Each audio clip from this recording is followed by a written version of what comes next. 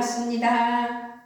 할렐루야. 어느덧 4월 마지막 주일 4월 28일입니다. 오늘도 누가복음 15장 말씀을 가지고 탕자의 이야기로 이야기를 이어갑니다. 지난주에는 아버지 위주로 나의 아들이라는 제목으로 하나님께 영광을 올려드렸는데, 오늘은 아들 자신 위주로 그 작은 아들에 대한 이야기로 은혜를 나누는 귀한 시간이 되셔야 될 줄 믿습니다. 아멘. 그렇습니다. 자녀를 키우다 보면 아이들의 성격이 다 다르다는 것, 매우 다른 것을 알게 됩니다. 오늘 이야기에 나오는 이렇게 등장하는 가정에도 그랬던 것 같지요.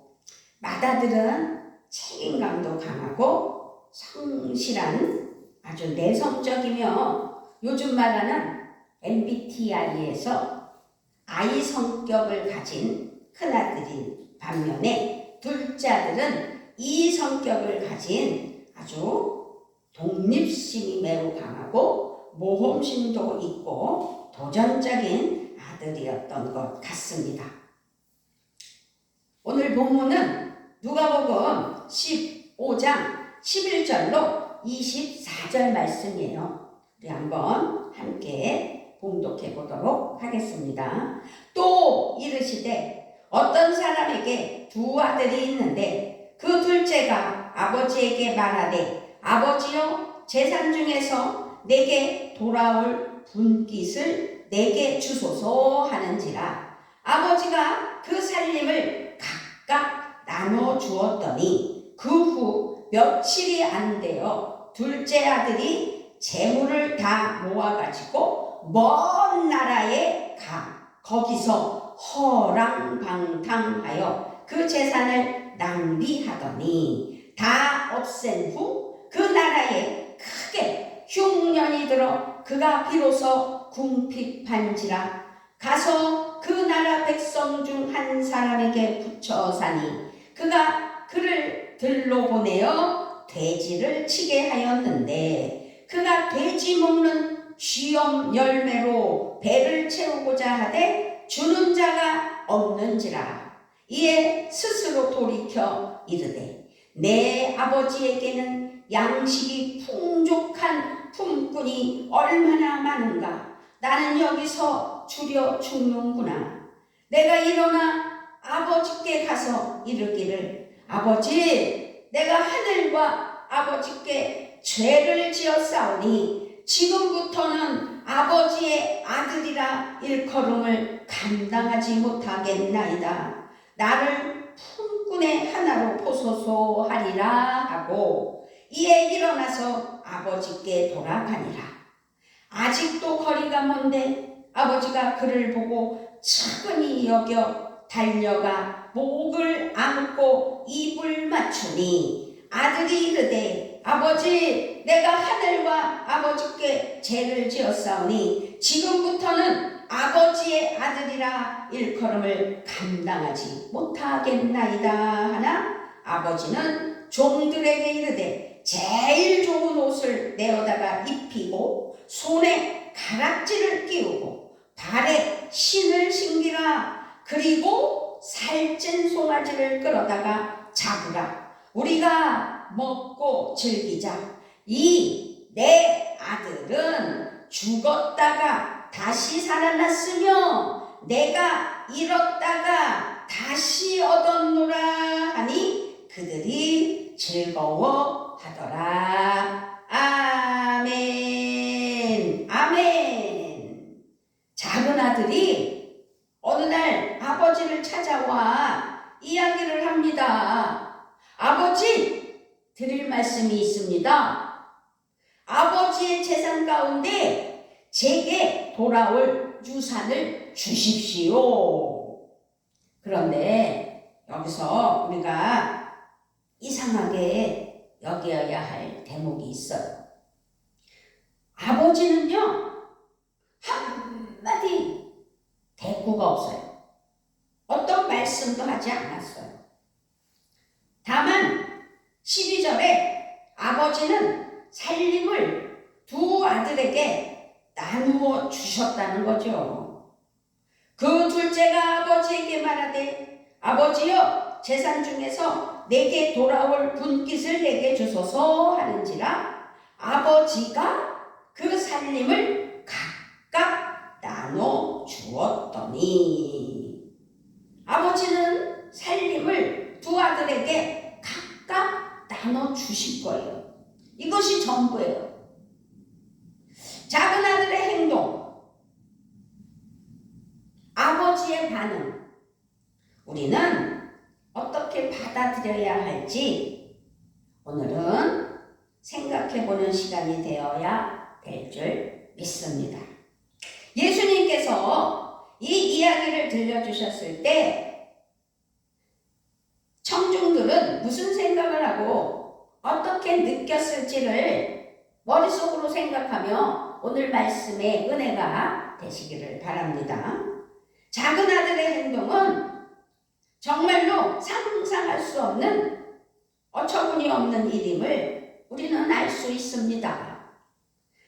그 당시 그 나라 그때의 관습과 문화는요, 유산의 처분은 오직 아버지가 세상을 떠난 후에만 가능했던 일이기 때문입니다.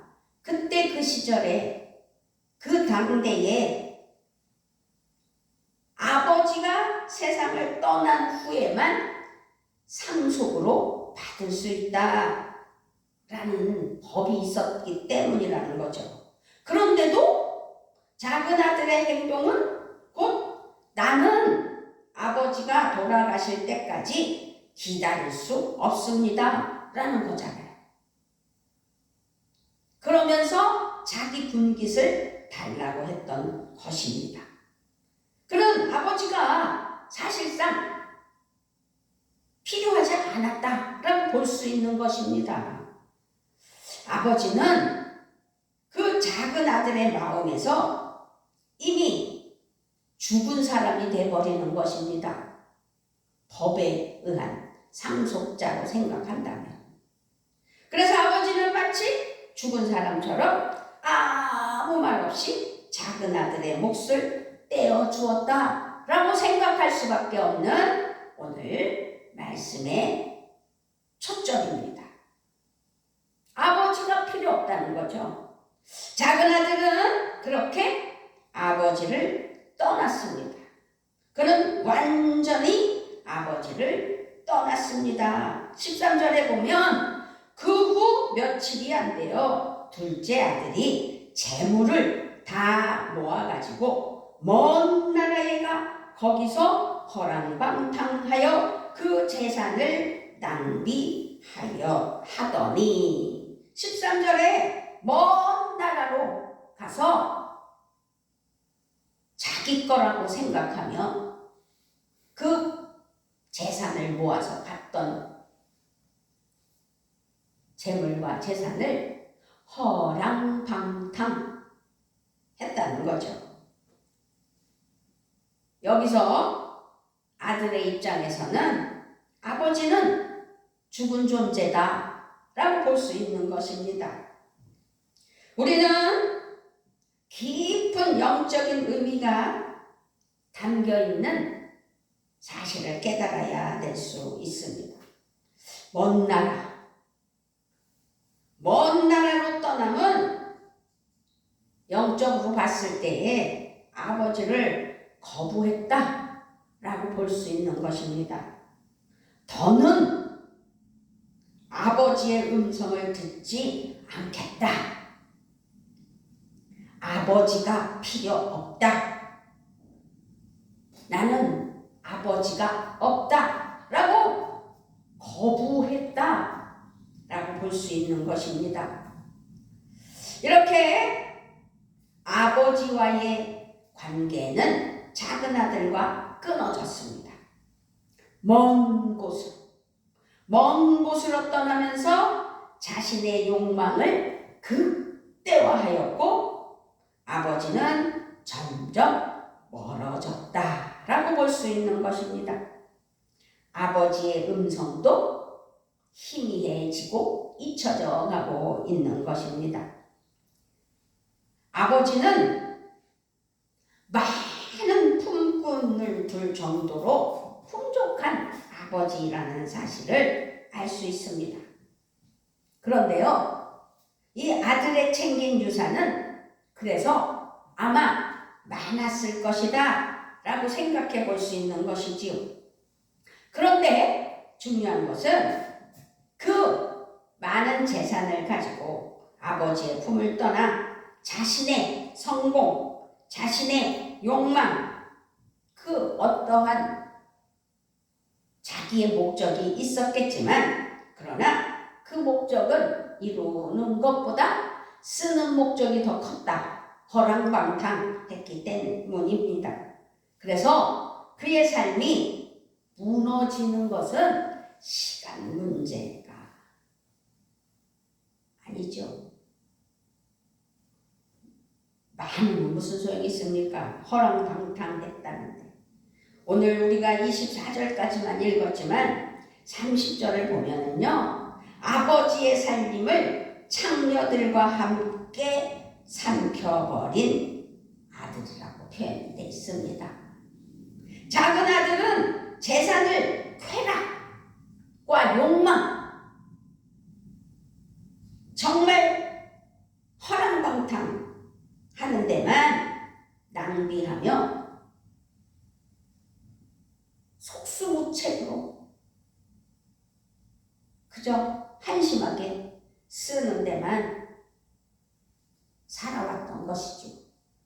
엎친 데 덮친 격으로 이제 흉년이 찾아왔을 때 허랑방탕하여 재산이 다 탕진됐다는 것을 알게 되어 힘든 삶이 찾아왔담을, 힘들어짐을 깨달은 거죠. 이제 작은 아들에게 찾아온 것은 가난, 궁핍, 빈궁.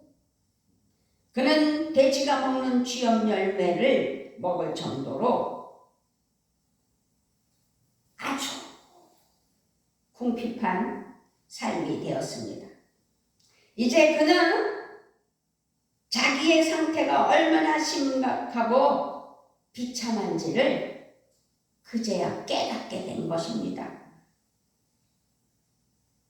우리는 이렇게 살고 있는 사람은 없겠지만 여기서 우리는 영적인 눈으로 바라볼 때 작은 아들은 누더기가 되었고 누더기 같은 모습, 그의 황폐해진 영혼은 완전히 숨김없이 드러났다라고 볼 수 있는 것입니다. 그의 상태는 바로 영혼의 흉년이라 말할 수 있습니다. 그의 문제는 경제적인 문제 이전에 아버지를 떠난 아버지를 버린 영혼의 문제다라는 것을 우리는 깨달아야 됩니다. 이 작은 아들의 문제는 배고픔의 문제, 지금은 배고픔이지만 이전에 탐욕에 빠진 잘못된 욕망의 마음의 문제다라고 볼 수 있는 것입니다. 지금 오늘 우리가 제목으로 삼은 작은 아들 이야기입니다. 이 작은 아들은 방탕, 낭비, 탕진, 흉년, 궁핍, 더 나아가서는 음란으로 휘말려 창녀와 함께하는 어리석은 삶, 그래서 결국은 다 탕진하여 돼지를 귀염 열매로, 그것도 양이 안차 굶주림으로. 여러분, 이 단어를 생각해보면 기가 막힌 것 아니겠습니까? 각각 아버지의 품을 떠난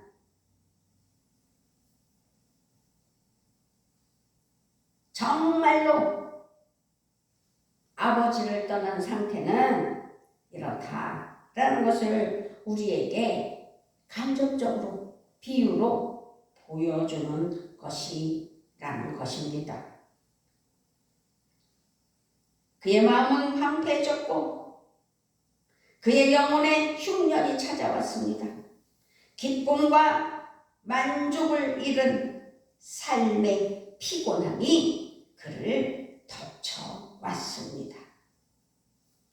17절에서 뭐라고 고백해요? 나는 여기서 주려 죽는구나. 죽음을 깨닫게 되는 거죠. 비참한 죽음. 그의 영혼은 이렇게 메말라 죽어가고 있었습니다. 고독사라는 이야기가 몇 년 전서부터, 요즘은 하루에 고독사로 죽는 사람들이 허다하다는군요. 아니, 그 사람들이 세밀히 살펴보면 내가 고독하게 고독사로 생을 마감할 거라고 생각한 사람이 있겠느냐는 겁니다. 잘못 살았기 때문에, 인생을 잘못 살았기 때문에 마지막에 그렇게 되지 않았나 생각해 볼 수 있는 우리의 인생살이라는 것입니다. 그러므로 우리는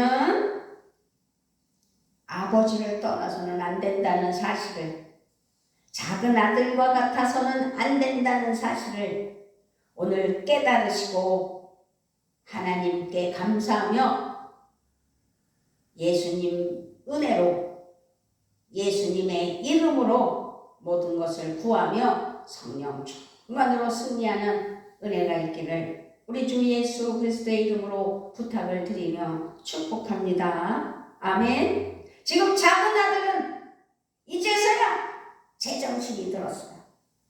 허랑방탕하게 살아온 작은 아들은 자신의 처지를 생각하다가 깜짝 놀랐던 것입니다. 영혼의 메마른 사망의 음침한 골짜기에서 작은 아들이 정신을 차렸다라고 볼 수 있는 것입니다. 17절을 우리 한번 크게 읽어볼까요? 이에 스스로 돌이켜 이르되 내 아버지에게는 양식이 풍족한 품꾼이 얼마나 많은가. 나는 여기서 주려 죽는구나.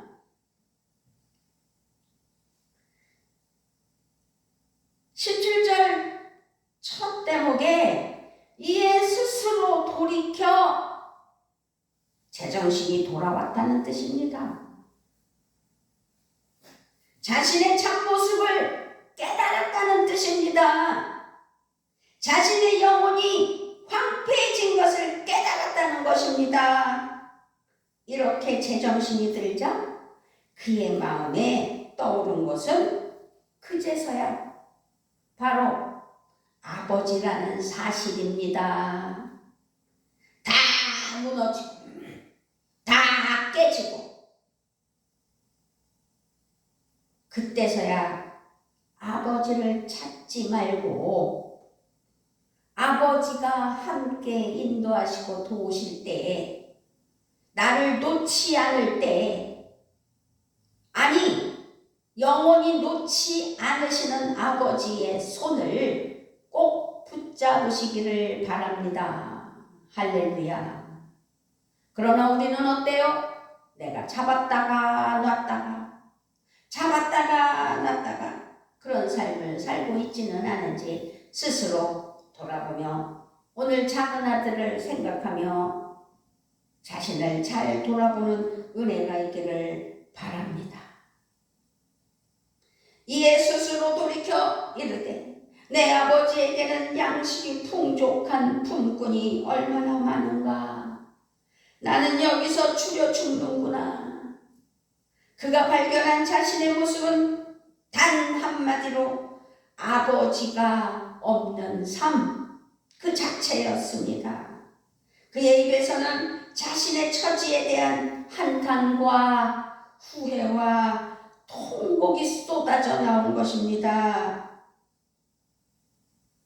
그는 지금 자신의 이 환경이 자신이 있어서는 안 되는 곳에 있음을, 내가 왜 여기에 있어야 하는 것인지를, 내가 잘못 와 있구나라는 것을 이제야 깨달았다는 것이지요. 이 깨달음은, 잘 들으십시오, 영적인 각성이 일어났다는 뜻입니다. 우리는 항상 영성을 잃지 않아야 됩니다. 영적인 영성, 하나님과의 관계, 예수님의 이름으로 하나님 은혜 아래 간구하는 기도, 성령 충만으로 악하고 더럽고 추한 마귀 사탄의 계략에 넘어가지 않는 충만한 삶, 그것이 우리의 삶이요, 우리가 이겨내야 할 승리라는 사실이죠. 이제서야 작은 아들은 깨달았고 아버지가 없음을 깨달으면서 영적으로 회개하며 영적인 각성이 있었다는 사실입니다.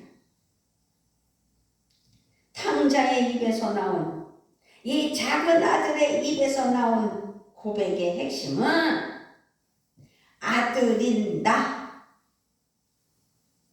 나는 여기서 줄여 죽는구나, 굶어 죽는구나, 어처구니 없게 죽는구나 라고 생각하겠지요.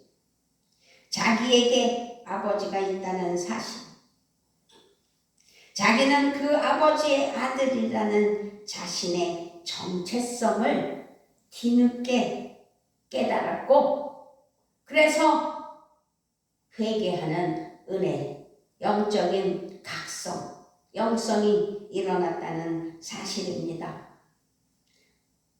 다 겪어봐야 된다는 이야기들을 너무 우리 많이 하지요. 겪어보고 뒤늦게 깨닫기 전에 하나님의 말씀을 붙잡고 하나님께서 말씀하시며 인도하실 때 겪어보지 않고도 깨닫는 은혜의 복이 우리 모두에게 있었으면 좋겠습니다. 아멘. 방탕과 절망과 실패의 끝자락에서 이 작은 아들은 자기의 인생에서 가장 중요한 것을 깨달았다라고 볼 수 있는 것입니다. 자신이 아들이라는 사실과, 그리고 작은 아들이 비로소 깨달은 또 다른 자신이라는 사실입니다. 작은 아들, 아버지를 버린 아들, 근데 아버지의 아들이라는 사실, 그런데 또 다른 자기 자신을 깨달은 것은 자기가 아들이지만 죄인이라는 사실을 깨달았다는 사실입니다. 아멘. 작은 아들이 발견한 자신은 둘인데요. 하나는 아들이면서 또 하나는 죄인이라는 사실입니다. 사랑하는 우리 평안교회 성도 여러분, 지금 우리의 영혼, 아니 나의 영혼은 안녕하십니까? 어떻습니까?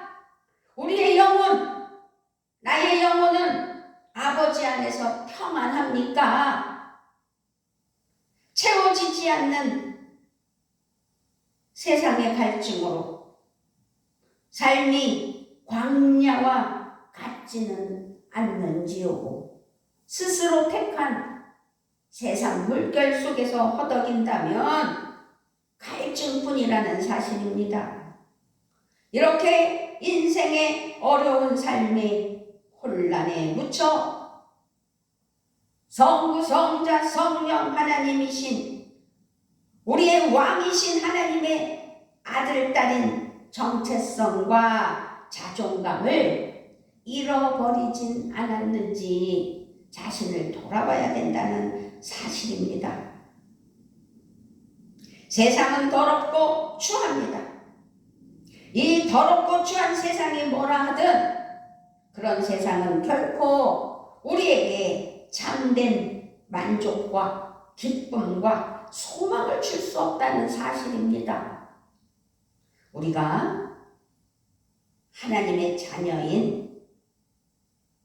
나의 아버지라고 부를 수 있는 나의 하나님, 아빠, 아버지의 아들, 딸이라는 사실을, 그 정체성을 회복하는 은혜가 오늘 우리에게도 있어야 될 줄 믿습니다.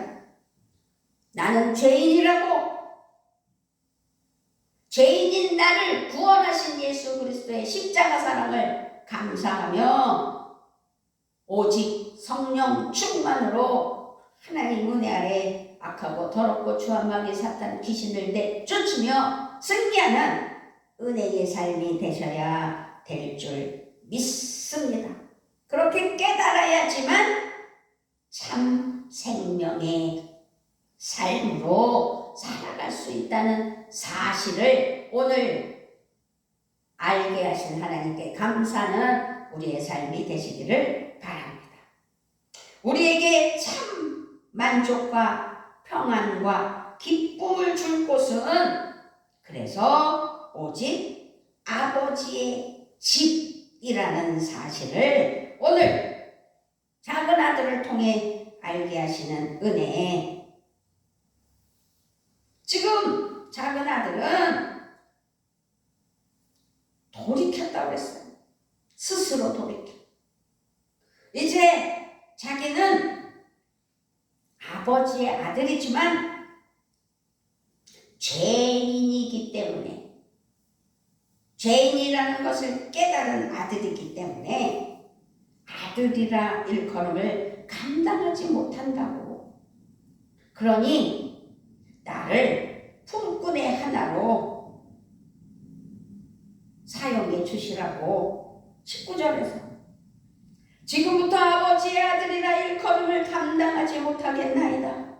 나를 품꾼의 하나로 보소서. 그러나 아버지는 그렇게 하지 않으셨다는 사실. 죄인이라는 사실을 깨닫고 하나님께 회개하고 돌이켜 하나님께 엎드려 하나님께 아뢰을 때 하나님은 우리들을 끝까지 잡고 계신 손을 놓지 않으셨다는 사실을 믿으시기를 바랍니다.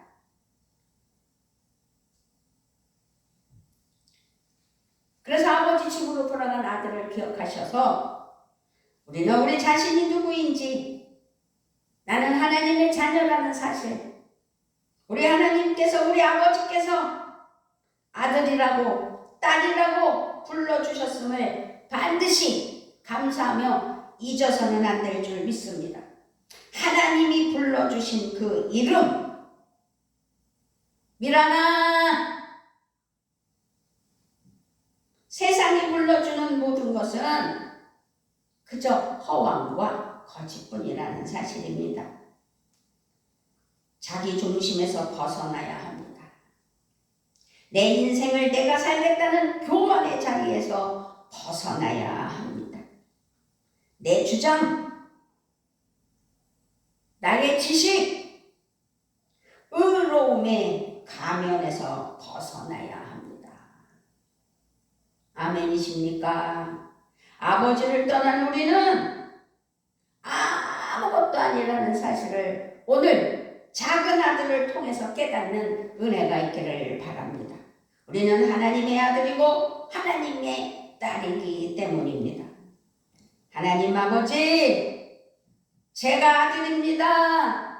제가 딸입니다. 고백할 수 있는 우리들이 되게 하여 주심을 감사하며 하나님께 영광 올려드리는 은혜의 삶 되시기를 우리 주 예수 그리스도의 이름으로 부탁을 드리며 축복합니다. 할렐루야. 아버지 감사합니다. 탕자의 이야기는 좀더 잘하는 이야기지만 오늘은 작은 아들을 위주로 깨닫는 은혜가 있게 하시니 감사를 드립니다. 내가 작은 아들의 삶을 살았다면 회개하고 돌이켜 이제 아버지의 손을 놓지 않는, 그래서 아버지 집으로 찾아가는 평안교회에 그런 영혼들이 찾아오면 아버지의 손을 잡는 은혜가 있게 하여 주시옵소서. 감사를 드리며 우리 주 예수 그리스도의 이름으로 기도드리옵나이다. 아멘.